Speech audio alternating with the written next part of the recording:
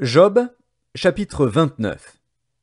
Job prit de nouveau la parole sous forme sentencieuse et dit: Oh! Que ne puis-je être comme au mois du passé, comme au jour où Dieu me gardait, quand sa lampe brillait sur ma tête et que sa lumière me guidait dans les ténèbres? Que ne suis-je comme au jour de ma vigueur, où Dieu veillait en ami sur ma tente, quand le Tout-Puissant était encore avec moi et que mes enfants m'entouraient? Quand mes pieds se baignaient dans la crème et que le rocher répandait près de moi des ruisseaux d'huile? Si je sortais pour aller à la porte de la ville, et si je me faisais préparer un siège dans la place, les jeunes gens se retiraient à mon approche, les vieillards se levaient et se tenaient debout, les princes arrêtaient leur discours et mettaient la main sur leur bouche.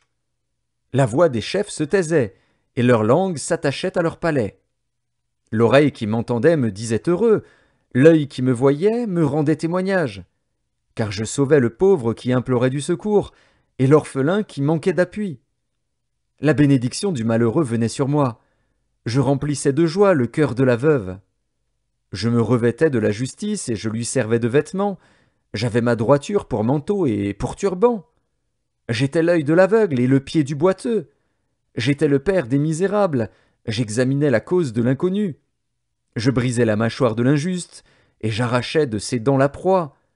Alors je disais: je mourrai dans mon nid, mes jours seront abondants comme le sable.